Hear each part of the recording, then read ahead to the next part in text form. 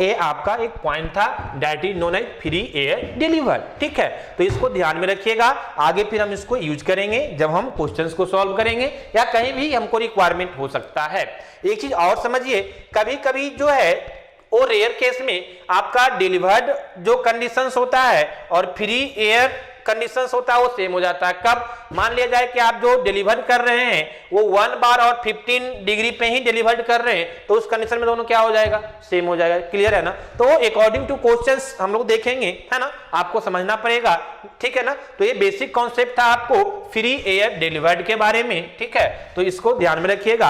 आगे आइए हम लोग एक टॉपिक और पढ़ना है that is known as isothermal efficiency. Clear है ना? बहुत छोटा सा टॉपिक्स है, उसको हम लोग कंटिन्यू कर लेते हैं यहीं पे। ठीक है ना? और फिर हम देखेंगे इस पे क्वेश्चंस और फिर ये टॉपिक आपका क्या हो जाएगा? फिनिश्ड हो जाएगा। चलिए आइए देखिए, हम लोग ध्यान देते हैं, है ना, हम आपको बात कर रहे हैं आइसोथर्मल एफिशिएंसी का। हम आपको इसके पहले डिस्कस किए हैं स्टूडेंट्स, आपको ध्यान में होना चाहिए, है ना, कि अगर हम कंप्रेसर की बात करते हैं तो ये तो आपको हम पहले बता चुके हैं कि कंप्रेसर में वर्क इनपुट हमको देना पड़ता है, इसलिए हम कोशिश करते हैं कि जितना मिनिमम वर्क इनपुट दें। क्लियर है ना? और जो आइसोथर्मल के केस में जो वर्क इनपुट होता है वो क्या होता है? मिनिमम होता है। हम आपको बताए थे, अभी हम डायग्राम बनाएंगे भी, उससे भी हम आपको समझाने की कोशिश करेंगे। क्लियर है ना? तो वो जो मिनिमम वर्क होता है वो आइसोथर्मल के केस में होता है, लेकिन जनरली हम लोग आइसोथर्मल के को परफॉर्म नहीं कर पाते हैं। जो एक्चुअल कंडीशंस होता है, जो एक्चुअल कंडीशन डिफाइंड होता है वो कैसा होता है? दैट इज पॉलीट्रोपिक कंप्रेशन होता है ना? तो जो वर्क डन हमको आइसोथर्मल के केस में मिलेगा वो मिनिमम होगा अपॉन जो एक्चुअल वर्क डन हमको मिलेगा, वो दोनों के रेशियो को ही हम लोग बोलते हैं क्या? Isothermal efficiency. क्लियर है ना? तो आइए समझिए हम इसको क्या बोलना चाह रहे हैं, ध्यान दीजिए। This is isothermal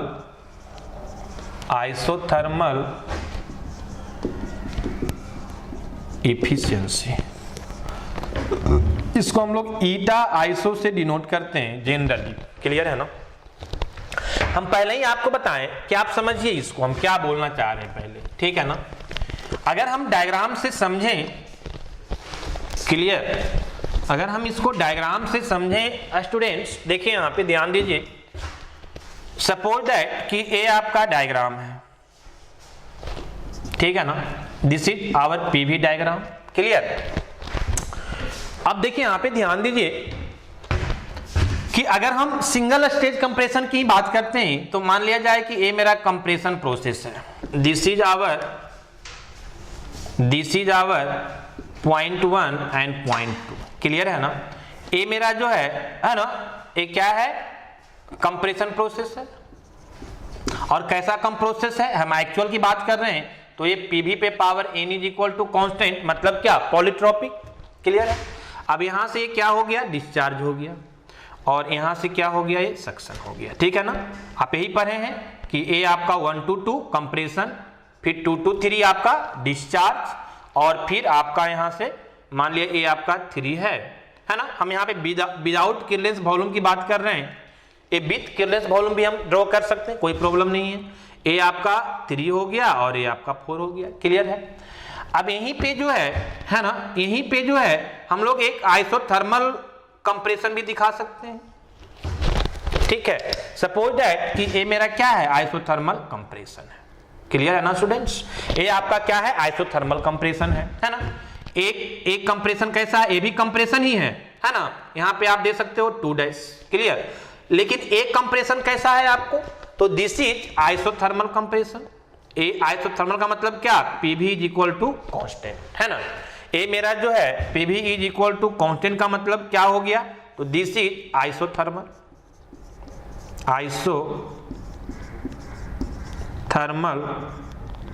compression. Clear है ना? ए कैसा है? ए आपका पॉलीट्रोपिक कंप्रेशन है ना? अब ध्यान दीजिए, समझिए यहां पे जो आइसोथर्मल के केस में है वो ए वाला एरिया डिफाइंड होगा, ए एरिया डिफाइंड होगा, इतना कम होगा। जबकि पॉलीट्रोपिक की आप बात करेंगे, कंप्रेशन, पॉलीट्रोपिक कंप्रेशन की बात करेंगे तो ये पूरा एरिया आपका डिफाइंड होगा। क्लियर है ना? तो जिसमें एरिया कम होगा, पीवी डायग्राम पे जो हमको एरिया है वो हमको क्या देता है, वर्क इनपुट देता है कंप्रेसर के लिए। तो यहाँ पे जो आइसोथर्मल के केस में जो एरिया डिफाइंड हो रहा है वो एरिया क्या है, इतना ही है, ए वाला पार्ट नहीं है, तो एक कम एरिया डिफाइंड हो रहा है, मतलब वर्क इनपुट हमको कम देना पड़ेगा आइसोथर्मल के केस में। लेकिन जब हम पॉलीट्रोपिक की बात करें, जो एक्चुअल कंडीशन में हम लोग बात करें, तो ये क्या होगा, ज्यादा एरिया होगा, मतलब वर्क इनपुट क्या होगा, ज्यादा हमको देना पड़ेगा। क्लियर है ना। तो work done of isothermal upon work done of actual condition जो का जो रेशियो होता है, that is known as isothermal efficiency. Clear है ना, बहुत सिंपल है, इससे नो एस। तो कहने का मतलब है कि जो आइसोथर्मल एफिशिएंसी होता है, ईटा आइसो को हम लोग रिप्रेजेंट कर सकते हैं work done of isothermal condition में, है ना, आइसोथर्मल कंप्रेशन। क्लियर है ना, बाकी सब सेम रहेगा, सिर्फ कंप्रेशन क्या हो जाएगा, आइसोथर्मल हो जाएगा, upon work done of actual conditions. ये दोनों का रेशियो को ही हम लोग बोलते हैं क्या, आइसोथर्मल एफिशिएंसी। क्लियर है ना। अब आइए क्वेश्चन उठता है कि हम आइसोथर्मल वर्क डन कैसे निकालेंगे। तो हम पहले भी बता चुके हैं, हम फिर से आपको बता रहे हैं, ठीक है ना। जो आइसोथर्मल वर्क डन होगा वो हम लोग कैसे निकालेंगे, तो हम पढ़ाए थे आपको आइसोथर्मल प्रोसेस में वर्क इनपुट क्लोज सिस्टम के लिए, है ना। तो यहाँ पे हम लोग इसको हम लोग डिनोट करते हैं, P1 V1 से भी कर सकते हैं, MRT1 से भी कर सकते हैं, क्योंकि PV is equal to MRT, है ना। तो जैसे आप चाहें दोनों कॉन्सेप्ट से कर सकते हैं। तो हम यहाँ पे आपको लिख रहे हैं कि this is the MRT ln of, है ना, P2 बाई P1। एक चीज और हम आपको समझाएंगे, ध्यान दीजिए यहाँ पे, है ना। हम जब आपको पढ़ाए थे थर्मोडायनामिक्स में, तो हम क्या बताए थे कि आइसोथर्मल के केस में work done, work transfer in isothermal मतलब टेम्परेचर कांस्टेंट के केस में क्या होता है, C ln of V2 by V1, V2 by V1। Clear है ना। या फिर हम क्या बताए थे कि C को हम लोग लिख सकते हैं PV, या इसी को क्या लिख सकते हैं, MRT। क्लियर है ना। तो यहाँ पे C की जगह पे PV भी लिख सकते हैं, MRT भी लिख सकते हैं। क्लियर, इससे नो इस, तो इसको हम लोग दूसरे फॉर्म में लिख सकते हैं PV ln of V2 by V1। Clear है ना। और इसी को PV is equal to MRT होता है, तो MRT ln of V2 by V1। Clear है। तो ये तो आप समझ गए कि MRT के फॉर्म में हम लिख सकते हैं। दूसरा कि आपको वहां पे कंफ्यूजन होगा, क्यों, वहां पे हम बताए थे कि जब वॉल्यूम के केस में होता है तो V2 बाई V1, और प्रेशर के केस में होता है तो ये क्या हो जाता है, MRT ln of P1 by P2, है ना। यहाँ पे हम क्या लिखे, P2 बाई P1, तो आप कंफ्यूज करेंगे, है ना। कंफ्यूज नहीं करना है। क्यों नहीं करना है, क्योंकि वहां पे जो हम बताए थे एक्सपेंशन प्रोसेस में बताए थे, है ना। एक्सपेंशन प्रोसेस का मतलब क्या, ये आपका PV डायग्राम अगर है, अगर ये PV डायग्राम है तो ये 1 to 2 जो है वॉल्यूम इंक्रीज कर रहा है, तो फाइनल वॉल्यूम क्या है, बड़ा है ना। तो V2 बाई V1 लिख रहे हैं। और प्रेशर में जाएंगे तो उल्टा, मतलब अगर लार्जर बाई स्मॉलर है तो प्रेशर में जाएंगे तो स्मॉलर बाई क्या हो जाएगा, लार्जर हो जाएगा। बात समझ में आ रही है ना। इसी तरह से यहां पे आप ध्यान दीजिए कि अगर हम बात करें कंप्रेशन की, बात करें ना 1 to 2 का, देखो आप 1 to 2 का, है ना। तो 1 to 2 की अगर हम बात करें यहाँ पे स्टूडेंट्स, ठीक है ना, देखो कंफ्यूज मत करना, P2 हो या P2 डैश हो या P3 हो, सारे का प्रेशर क्या है, कांस्टेंट है, मतलब प्रेशर सबका क्या है, सेम है, ठीक है ना। तो आइसोथर्मल के लिए भी हम P2 लिख सकते हैं, ज्यादा कंफ्यूजन है तो हम P2 डैश भी लिख सकते हैं, लेकिन P2 डैश और P2 क्या है, सेम है, ये समझना पड़ेगा।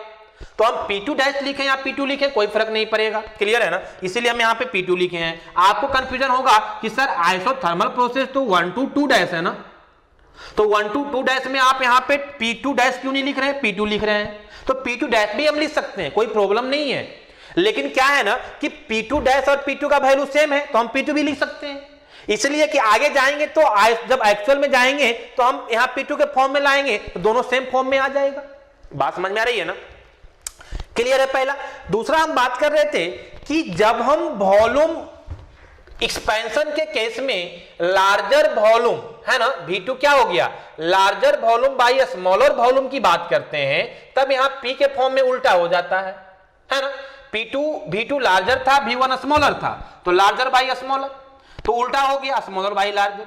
क्लियर है ना। यहाँ पे कंप्रेशन हो रहा है, क्या हो रहा है, एक्सपेंशन नहीं कंप्रेशन। तो यहाँ पे हम लिखेंगे क्या कि अगर हम लिखेंगे V2 बाई V1 है ना, या V2 डैश बाई क्या V1 डैश V1, तो V2 डैश बाई V1 जब हम लिखेंगे स्टूडेंट्स है ना, तो ये क्या दिखाएगा कि smaller value by larger value. तो जब प्रेशर में आएंगे तो उल्टा हो जाएगा क्या कि स्मॉल लार्जर प्रेशर बाई क्या स्मॉलर। देखो यहाँ पे P2 का वैल्यू क्या है, ज्यादा है, किससे, P1 से। P2 क्या है, ज्यादा है P1 से, तो इसीलिए यहाँ पे हम लोग क्या लिखेंगे, P2 बाई P1 लिखेंगे, है ना। इससे नो क्लियर है, क्लियर। आइए हम बात करें, ये तो मेरा हो गया कि work done for isothermal efficiency. Clear है ना, सॉरी आइसोथर्मल वर्क। अगर हम बोले एक्चुअल के केस में, हम एक्चुअल वर्क डन कैसे निकालेंगे जी, है ना। अगर हम बात करें एक्चुअल वर्क डन, दोनों हमको चाहिए ना, तो एक्चुअल वर्क डन जो हम निकालेंगे तो इसका फार्मूला हम आपको बताए थे। क्लियर है ना, दोनों के केस में बताए थे, विद किल्डनेस वॉल्यूम विदाउट किल्डनेस वॉल्यूम, दोनों हम बताए हैं। तो हम यहाँ पे विदाउट किल्डनेस वॉल्यूम की बात कर रहे हैं, तो रिलेशंस क्या आया था स्टूडेंट्स, n बाई n-1 है ना, n by n-1 into P1 V1 भी हम लिख सकते हैं, या PV is equal to MRT होता है, तो हम क्या लिख सकते हैं, MRT लिख सकते हैं। क्लियर ना, दिस इज MRT1, और यहाँ पे आया था प्रेशर रेशियो है ना, देखो pressure ratio P2 by P1, तो P2 बाई P1 पे पावर n-1 अपॉन n और माइनस। क्लियर है, तो यहां से हम निकाल लेंगे क्या, एक्चुअल वर्क। क्लियर है, तो यहां से हम आइसोथर्मल वर्क, यहां से एक्चुअल वर्क दोनों निकालेंगे और दोनों को रेशियो करेंगे, हमको क्या मिल जाएगा, आइसोथर्मल एफिशिएंसी। क्लियर है, तो हम आपको समझा दिए। एक छोटा सा टॉपिक था दो, एक फ्री एयर डिलीवर्ड का और दूसरा क्या आइसोथर्मल एफिशिएंसी का, जो कि आपका हम यहाँ पे कंप्लीट किए। ठीक है ना, आगे हम इस पे कुछ क्वेश्चंस आपको करवा देते हैं। ऑलरेडी पहले भी हम हर एक टॉपिक पे क्वेश्चन करवाए हैं, आइदर वो स्टार्टिंग का कॉन्सेप्ट हो जिसमें compression work, discharge work, suction work का हो, या फिर उसके बाद का मल्टी स्टेज का हो, विद किल्डनेस हो, विदाउट किल्डनेस हो, मल्टी स्टेज हो, सारे पे हम क्वेश्चंस करवाए हैं। यहाँ पे हम इस पे भी एक क्वेश्चंस करवा देंगे और आपका जो टॉपिक है रेसिप्रोकेटिंग कंप्रेसर का, वो क्या हो जाएगा, फिनिश्ड हो जाएगा। आप इसको रिपीट करेंगे, आगे हम लोग स्टीम टरबाइन देखेंगे। Okay, thank you.